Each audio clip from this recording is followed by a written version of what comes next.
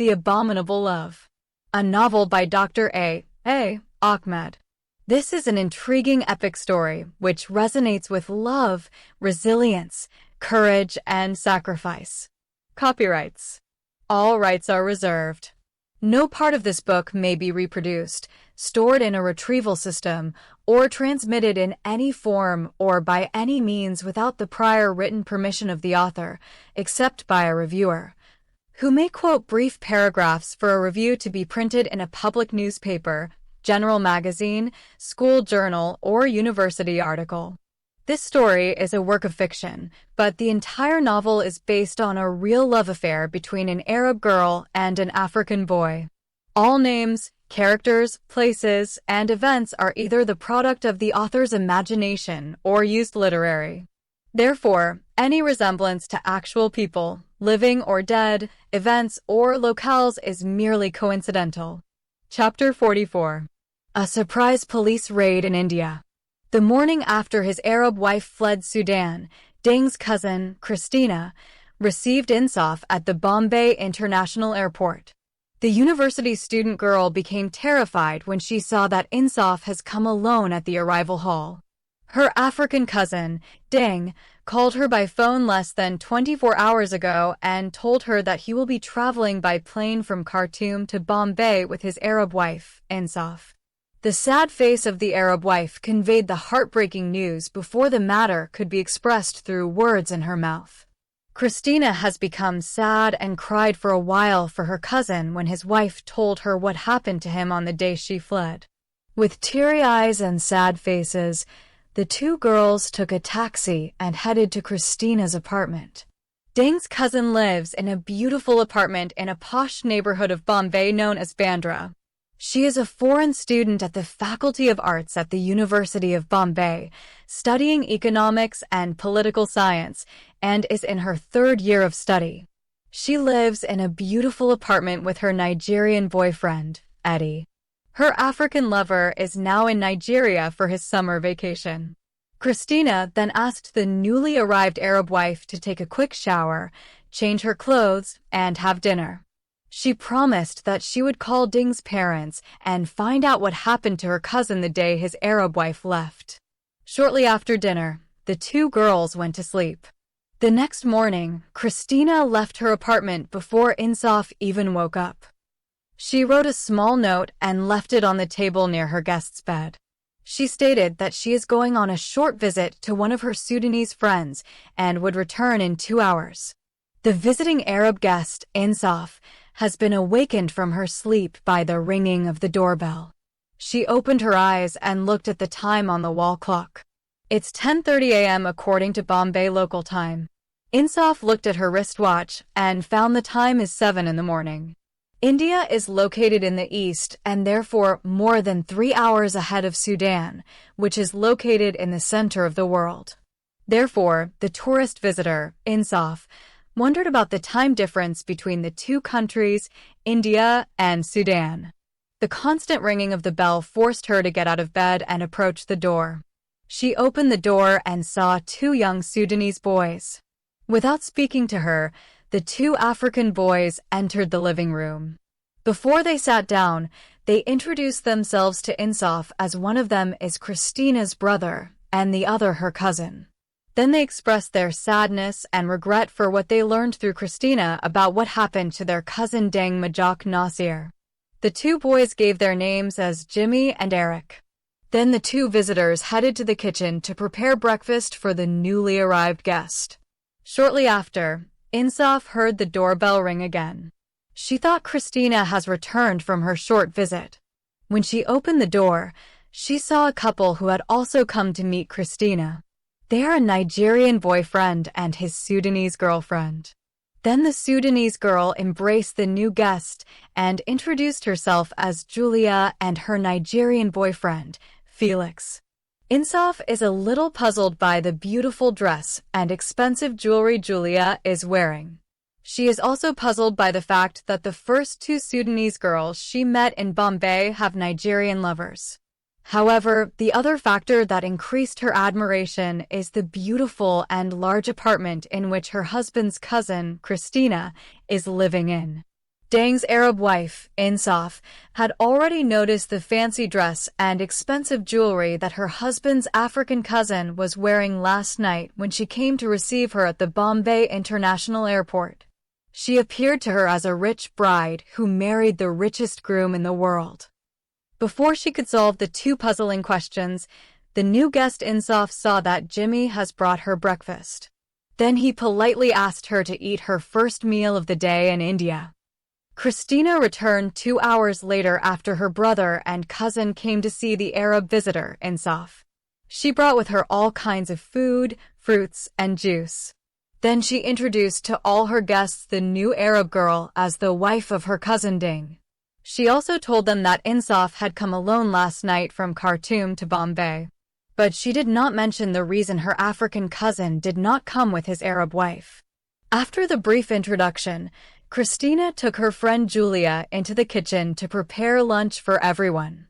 The visiting Arab girl, Insaf, is left alone with the 3 boys.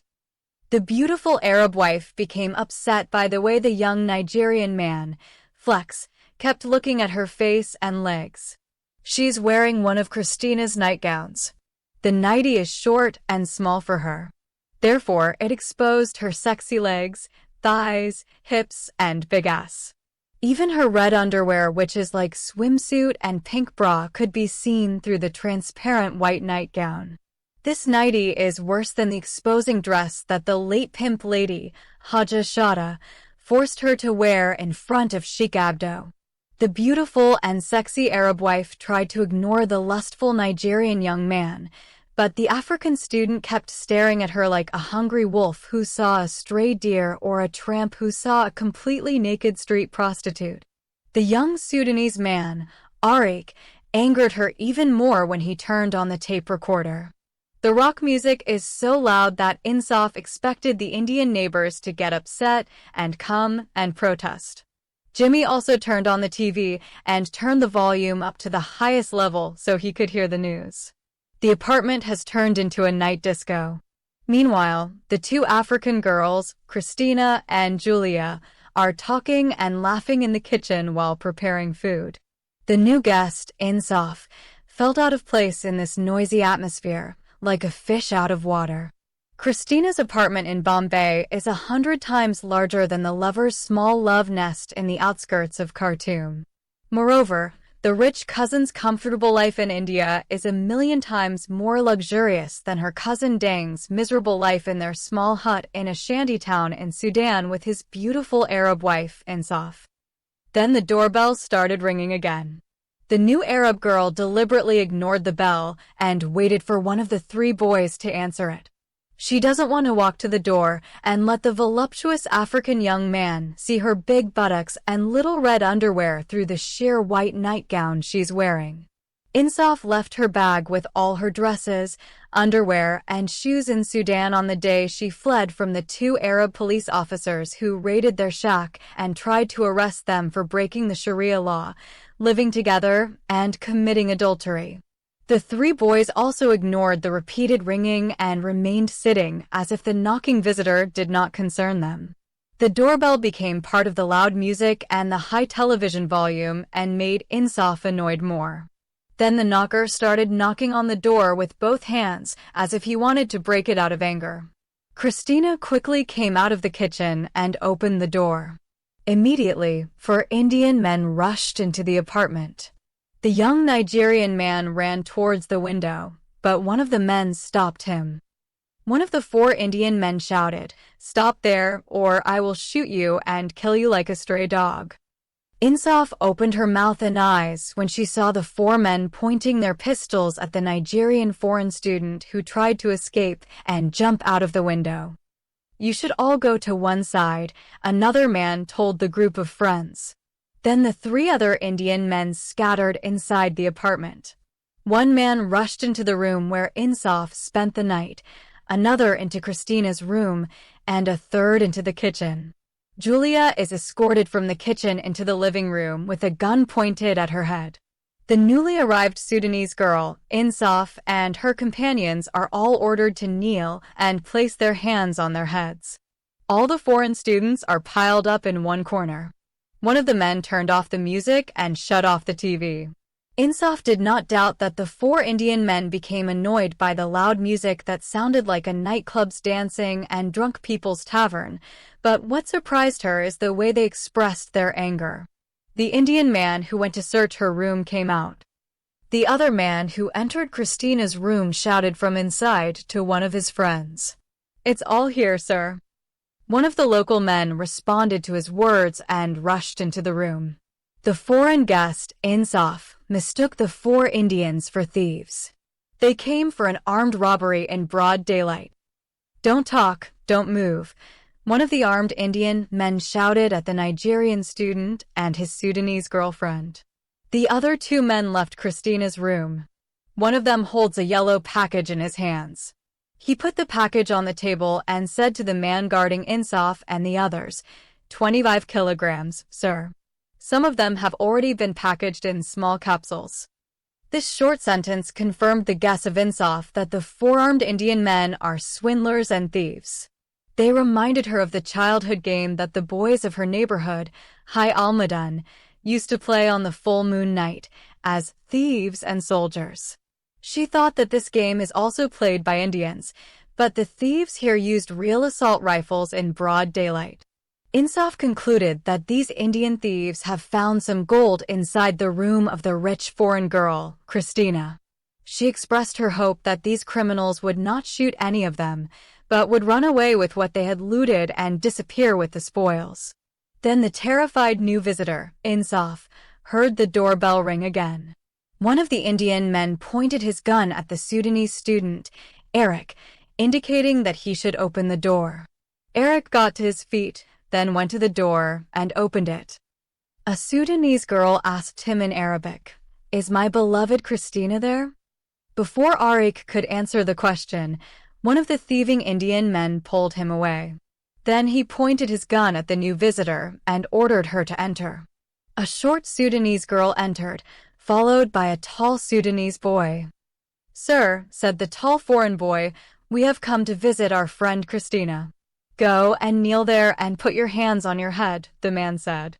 "But, sir, we haven't done anything to get arrested for," said the short Sudanese girl who has just come. "We found 25 kilograms of drugs inside the bedroom of the foreign student, Christina."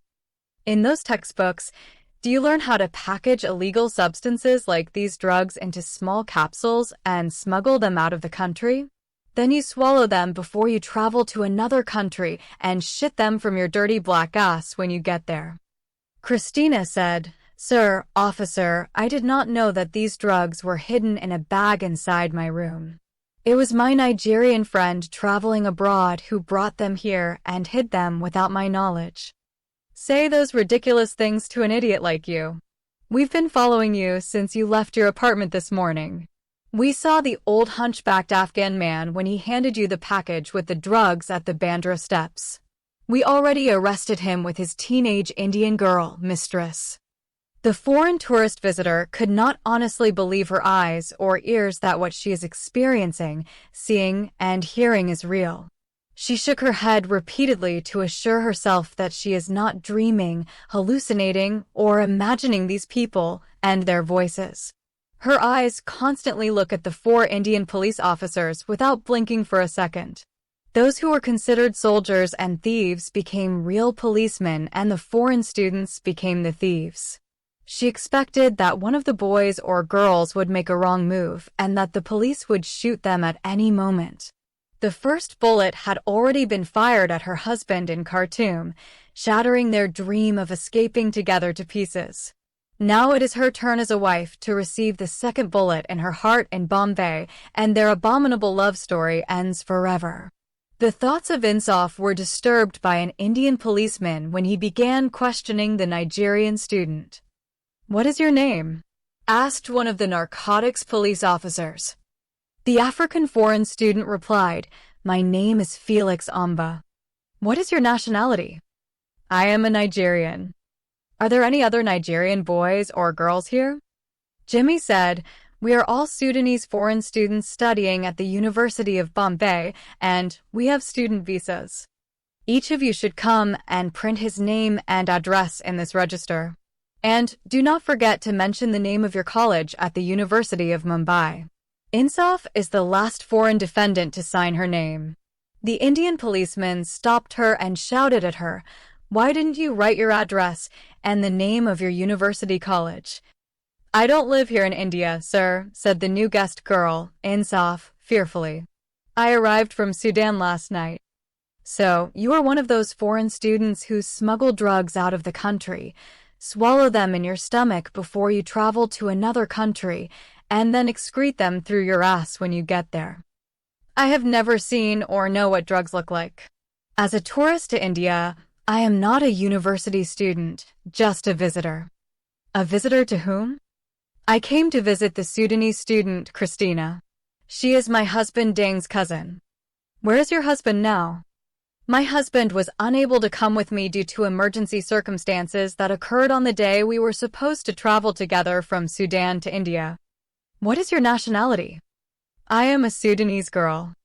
"But you don't look like a black Negro African girl like those foreign African students." "I am a Sudanese Arab girl from northern Sudan." "How old are you?" "I am 18 years old." "Where is your Sudanese passport?"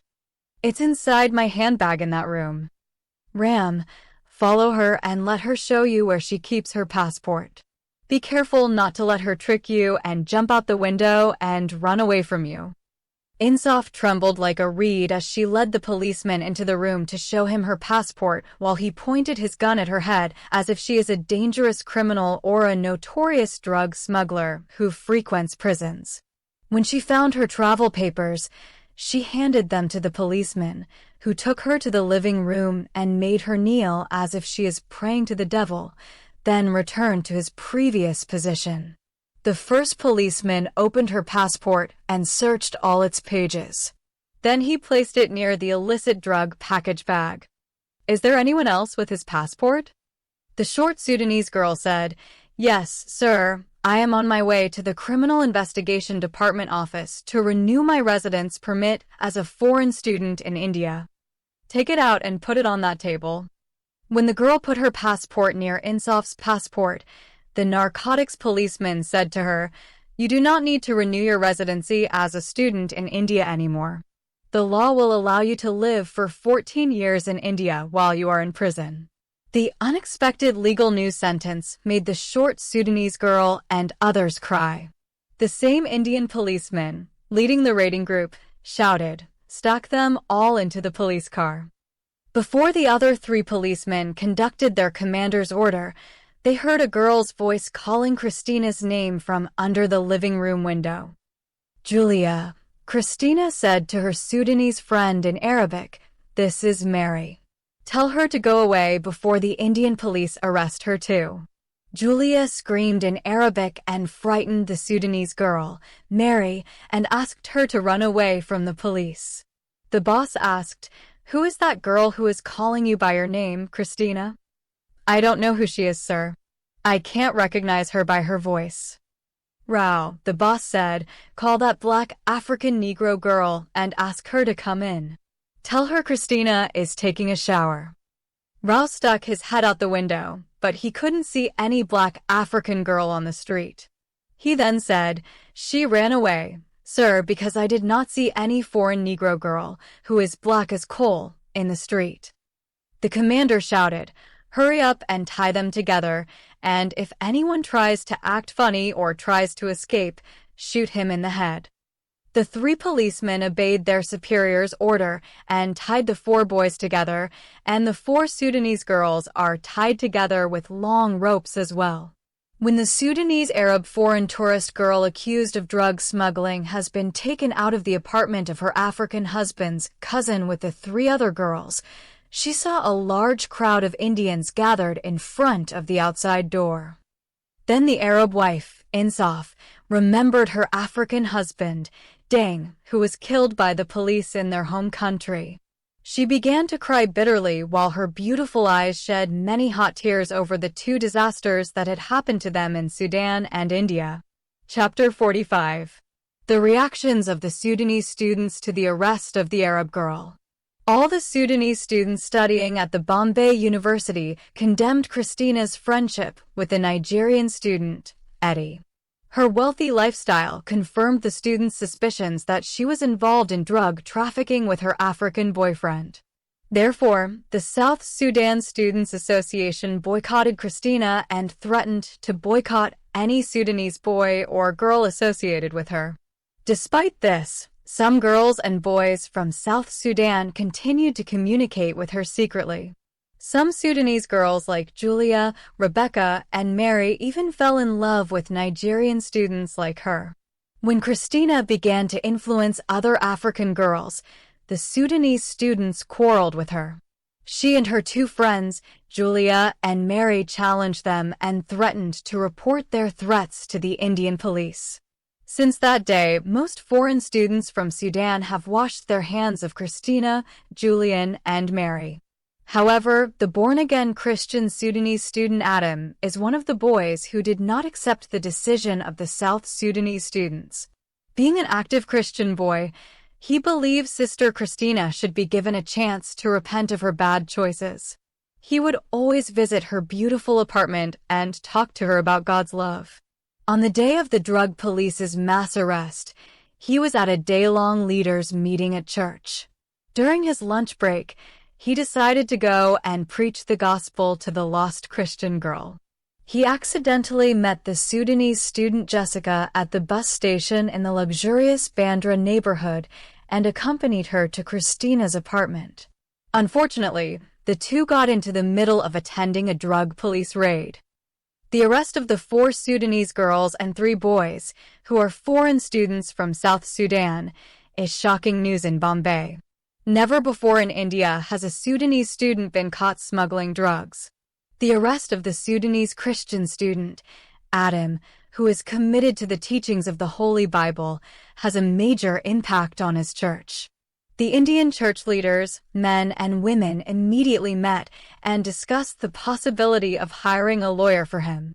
They collectively agree that the African foreign student Adam is innocent and that his life and commitment prove it. Although the Indian leaders sympathized with their African brother in Christ, they concluded that the church funds has been sanctified by the prayers of the holy saints and, therefore, could not be used in such a felony charge. However, a wealthy Indian woman in the church approached a legal representative with her own money to defend an innocent African brother who had been arrested on drug charges because he was in the wrong place at the wrong time. On the same night of the arrest, a group of Nigerian students appointed the best 2 lawyers in Bombay to defend the cases of the accused, the Nigerian student Felix and the 2 Sudanese students, Christina and Julia. Jessica's sister, Jimmy, and Eric's sister also went to a lawyer and asked him to defend their detained relatives. Among the 8 suspects, the Arab wife who came to India as a tourist, Insaf Silla al-Junaid, is the only one who does not have anyone in the city of Bombay to appoint a lawyer to defend her in the criminal court. All the remaining 7 accused are Christians, Africans, and foreign students at the University of Bombay. It is Insaf who is the only Arab and Muslim girl and is not a student. Her involvement in the drug case created a mystery for all Sudanese students, whether they are Southerners or Northerners. When the news of the mass arrest reached the ears of the 1,500 Northern Muslim students at Bombay University, everyone believed that the Sudanese suspects who got arrested are all infidel Christian students from South Sudan. Therefore, all the Muslim students from Northern Sudan, who represent the majority, said that the matter did not concern them. There are 400 foreign students from South Sudan at the University of Bombay. They are all Christians, while the other 1,500 Sudanese are Muslim students hailing from Northern Sudan. Despite this, the first group of visitors who came to jail and then returned to the other Sudanese students brought with them a shocking news to everyone who heard it. They said there is a northern girl among those detained on charges of drug smuggling. Impossible, all the Muslim Northern Arab students shouted in unison. None of them believed that a Northern Arab Muslim girl could love a drug-dealing Nigerian black student. For them, this is something impossible to believe. Another group of South Sudanese students went to the women's jail and returned with the same report. The leader of the Muslim Brotherhood shouted, "They are liars." I would have believed them if they had said that the Arabian Sea changed its natural course and now is flowing from Bombay to New Delhi, but I cannot believe that an Arab Muslim girl is arrested on drug charges. It is impossible for me to believe that an Arab girl from the blessed community of the Holy Prophet Muhammad is accused of drug smuggling and has a Nigerian Negro slave as her boyfriend. However, the educated, liberal, atheist, and feminist Sudanese students took the matter seriously and sent 3 representatives to verify the report of the students from South Sudan. Those representatives paid a surprise visit to the 4 accused Sudanese girls in the women's detention and confirmed the report. However, the Muslim Brotherhood group and its women's branch, known as the Nasiba Sisters, sent 3 groups of devout Sudanese Muslim girls to verify this hard-to-believe claim. The first group went and came back with information that is half true and half false. They said they had seen the accused girl in question, but it is possible that she has a southern mother and a northern father. As for the second group of Nasiba's sisters, they brought 2/3 truth and 1/3 dishonesty. They claimed that the girl is really a white northerner, but was born and raised in South Sudan. She does not speak Arabic fluently and is not a complete Muslim girl. The Muslim Brotherhood leader asked the Muslim sisters what they meant by her not being a completely Muslim girl. One of the girls said that the detained northern girl could not be considered a real Muslim woman because she did not speak pure Arabic. She speaks broken Arabic known in South Sudan as Arabi Juba. Such a point was refuted by the leader of the Muslim Brotherhood because many Muslims in the world do not speak Arabic. Another girl confirmed her point of view, saying that the detained Arab girl could not be a true Muslimah because she grew up in a non-Muslim society influenced by African and Christian cultures. This argument was also rejected on the grounds that many Muslims live in Western and Christian countries and are not influenced by these infidels and atheists. The third girl said that if the accused Arab girl is a Muslim, how could she mix with Christian Southerners who are involved in the drug trade? Everyone accepts this point of view as completely justified. However, the leader, the Muslim prince, rejected it again, saying that Muslims sometimes follow in the footsteps of Satan. To solve this problem, the third group of Muslim sisters was sent to the women's jail in Bombay. This latest group of the Nasiba sisters revealed the honest and complete truth about the identity of the accused girl in question. According to their report, the name of the detained girl is Insaf Salah al-Junaid. She was born and raised in the city of Gadaref to Arab, Northern and Muslim parents and from the Arab Shakia tribe. Moreover, she is 100% Arab girl and speaks Arabic fluently. Once it is established that this undeniable fact is completely satisfactory to the Muslim Brotherhood and the Nasiba sisters, another important question is raised. How did this free Arab Muslim woman fall into the hands of those infidel Southern Christian boys and girls? Unless this important question is answered, the leader of the Northern Sudanese Students' Union, the Prince of the Muslim Brotherhood, the Sheikh of Ansar al-Sunnah al-Muhammadiyah, and their followers decided neither to interfere nor to commit themselves to helping the girl under investigation. Therefore, the fourth group of Muslim and atheist girls from the north has been delegated to investigate the matter. This group of religious and secular women brought another piece of information that broke the previous record. They collectively stated that the girl is married to a southerner named Dang Majak Nasser and that she is pregnant and carrying his baby in her womb.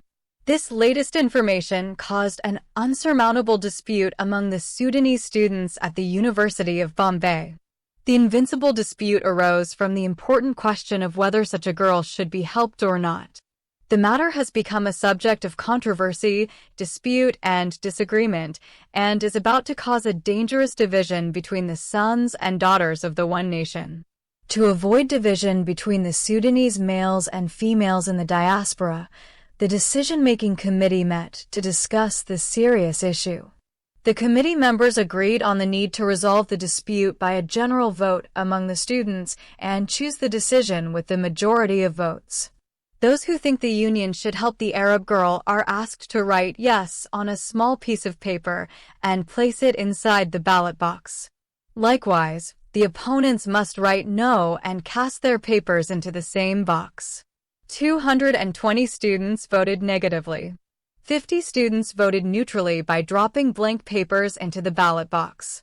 Sudanese gays, lesbians, and atheists have been accused of this kind of ambiguous and ridiculous voting. Even a few feminist students are considered contemptible hypocrites and apostates from Islam. 70 students did not vote at all. The so-called semi-Muslim brothers, sisters, and atheists, both males and females, have been accused of this irresponsible behavior. 510 students voted favorably. Accordingly, the Northern Sudanese students at Bombay University decided to appoint a lawyer to defend the Sudanese accused, the Northern Arab Muslim girl, Insaf Salah al-Junaid. Despite this positive result of the vote, the Muslim brothers and sisters who voted negatively have been able to excavate Insaf's social background and criminal record when she was in Sudan and publicly revealed her bad past when she lived in the cities of Gadaref, Port Sudan, and Khartoum. They wrote her criminal history in an extensive article and attached it to their weekly newspaper, which is called Jihad for the Sake of God. As a result, it is revealed that the detained Arab and Muslim girl, Insaf, was involved in 4 murders, 2 robberies, and prostitution as a high-ranking prostitute, and the matter became public knowledge. Moreover, her disobedience to her Arab father, her running away from home, her murder of her first old Muslim husband, the late Hajj Taha, and her marriage to a black-faced African Southern Negro slave, are considered serious crimes. Some of them considered it more evil than high treason, repelling the homeland. As a result, the leader of the Muslim Brotherhood announced his withdrawal, managing to drag a few small religious groups with him. However, he did not succeed in winning the support of the fanatical group of Ansar al-Sunnah Mohammadiyya, the second largest religious group. The main reason for his failure is the gross hatred between the 2 Muslim groups. There are political and demographic factors behind the hostility between the 2 grand religious leaders. The Sheikh of Ansar al-Sunnah is a citizen of Gadaref city and may lose his position if he refuses to help a girl from his hometown. Furthermore, 70% of his followers came from the same city where Insaf was born and brought up. In addition, there is an old enmity between the 2 leaders. The atheistic communist and secular democratic parties, small but powerful minorities, began to incite hostility to create a split between the 2 most powerful religious and political groups in the city of Bombay. The hostility between those 2 terrorist groups began a year ago when Ansar al-Sunnah al-Mohammadiyya accused the Grand Emir, or leader of the Muslim Brotherhood, and the Nasibeh sisters of committing moral sin and linguistic abuse. Linguistically, the Ansar al-Sunnah al-Mohammadiyya group accused him of not speaking the Arabic language fluently. The group was able to trace his family's roots to an African tribe living in western Sudan called Al-Masalit. This tribe speaks an African language in addition to Arabic. It is called Masalit because its origin is from Dar Maslat in Chad. Therefore, in their view, the Emir of the Muslim Brotherhood is accused of having an uncircumcised tongue. Despite this linguistic flaw, the Emir of the Islamic group found a subtle way to hide this linguistic flaw by speaking classical Arabic instead of the Sudanese dialect. The moral accusation does not relate to the leader of the Muslim Brotherhood, but rather to his assistant, a student named Osman Maulana. This Maulana was caught red-handed in an obscene act in a brothel by a group of communist students. The notorious brothel red light locality is called Fairs Road. The communists recorded the time, home address, and name of the Indian prostitute with whom the deputy of the Emir of the Muslim Brotherhood Osman Maulana had committed adultery. When the communist newspaper announced the sex scandal, the leader of the Muslim Brotherhood refused to accept it and described the leftists who exposed the fornication of his assistant as red devils. The Muslim Brothers and the Sisters of Nozaba also brought 2 charges against the leader of Ansar al-Sunnah al-Mohammadiyah. The first is a physical crime and the second is a religious sin. The leader of Ansar al-Sunnah admitted the physical lapse, which he committed unintentionally, but denied the religious sin. Again, the carnal sin has to do with the atheist communist Sudanese students. One day, the leader of the Ansar al-Sunnah al-Mohammadiyah went to the home of communist students to bring them out of the darkness of disbelief and lead them to the light of Islam. However, the cunning leader's main motive was to spy on them and expose their immoral behaviors. The atheist communist students received him respectfully at their house and gave him the opportunity to preach his religion to them. They discussed its contents with him and accepted his Islamic religious booklets that he gave each one and promised to read them. The next day, the communist students were infuriated when they read a long, offensive article written about them by the leader of Ansar al-Sunnah Mohammadiyah in his group's newspaper called The Drawn Sword of Islam. The offensive article talked about their decadent lifestyle and immoral behaviors. In his article, he described them as stray dogs, whose dirty bodies smelled of alcohol, and clothes were moldy and stinking and reeked of impurity from the filth of adultery, prostitution, and sodomy. Sudanese prostitutes, Indian sluts, and Nepalese hookers live with them in sexual cohabitation without marriages. The walls of their house are decorated with naked infidel movie stars and American rock singers. Their songs are vulgar, and their magazines and newspapers are earthly and full of pictures of stripping American singers and pornographic films.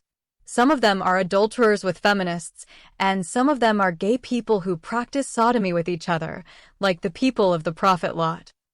Those false accusations angered the communist students and led them to decide to take deadly revenge on the perpetrator. In a general meeting, the communist leaders called on each member to produce a destructive plot against their arch-enemy. Some of these atheist students suggested that they should attack his moral integrity and discredit him as he had done to them. This idea was rejected because it was unlikely that anyone would believe them after what he had written about them in the Saif al-Islam al-Maslal newspaper. Some feminist students who belonged to the same communist group suggested that some tough atheist students should ambush the evil Muslim leader and then physically assault him and beat the shit out of him like hammering a camel. Such a destructive plan was rejected for 2 reasons. Firstly, if the Muslim leader suffers permanent physical damage and lands on a wheelchair, his followers and other religious groups may regard him as a hero of Islam. Secondly, if the Imam of the Sunnah al-Mohammadiyah dies during the attack, he will be considered a martyr in the jihad war against the infidels and atheists. In this case, he would be considered to have gone to paradise to enjoy the 72 virgins. In this way, many other bright ideas were proposed and rejected. Finally, a Sudanese communist atheist student named Khaled produced an ideal plot that would destroy the reputation of the religious leader. According to his carefully orchestrated plan, the evil leader of Ansar al-Sunnah Mohammadiyah should be invited to have lunch in the same house he visited. He should know that the Sudanese communist students want to have a friendly and intellectual discussion with him about his beliefs. Naturally, the religious leader would accept such an invitation because he has an argumentative mind and a voracious stomach. Then the students of the left must buy pork, cook it, and serve it as a hearty meal to the sheikh of Ansar al-Sunnah al-Mohammadiyah. The conspiracy was implemented to the fullest extent, and news came out in the Marxist-communist newspaper known as Al-Mayadeen that the leader of the al-Sunnah Mohammadiyah ate in their home yesterday non-permissible meat. It was not the meat of a sheep, cow, or even dog, but a pork of a pig.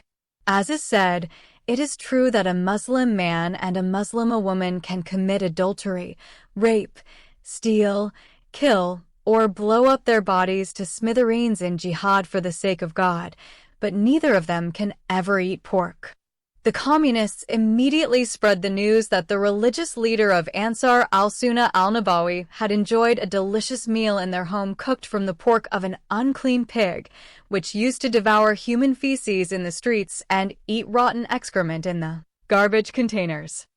When the bad news reached the ears of the leader of Ansar al-Sunnah, his stomach reacted, and he vomited everything he had swallowed on that day and the days before it. Eating unclean pork is not only forbidden in Islam, but some Muslims, such as Ansar al-Sunnah Muhammadiyah, believe that anyone who eats such forbidden food or is bitten by a dog cannot see the Prophet Muhammad in heaven. Some fanatical members suggested that their spiritual leader should undergo gastric bypass surgery to remove all the forbidden meat he swallowed in his big stomach in the home of the immoral infidels and atheists. There is disagreement among those with these extremist views about what the surgeon should remove from their leader's belly. Some of them said the intestines, some said the tongue, and some said the entire stomach because it became impure by the haram meat of the pig. When the leader of Ansar al-Sunnah al-Muhammadiyah al-Nabawiyah refused to perform such a dangerous surgery, the group split. Therefore, the Muslim Brotherhood followers, males and females, always use this existential and immoral sin to insult their opponents. The religious sin revolved around a secret sexual relationship between a Muslim leader and an Indian Muslim damsel. Some communists caught the leader of Ansar al-Sunnah Muhammadiyah red-handed while he was sitting on the university campus under a tree with a beautiful and sexy Indian Muslim girl, but she was veiled and not wearing makeup. The Indian girl was wearing the abaya and hijab when she was caught in an illegal seclusion with the leader of Ansar al-Sunnah. The atheist leftists used their mobile phones and took pictures of this forbidden and shameful act. When the Marxists questioned the Muslim leader who was caught red-handed with the beautiful Indian girl about this issue, he denied any immoral ill will on his part towards the sweet Muslim girl.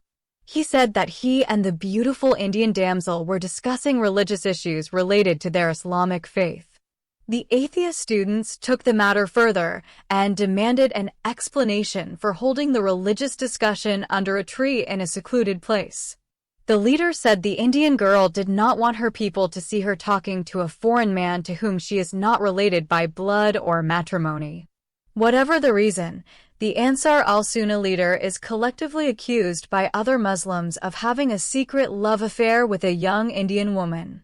Everyone knows that he is a married man and a polygamist. He has 2 Sudanese wives in the city of Gadaref and 2 Muslim wives with him in the city of Bombay.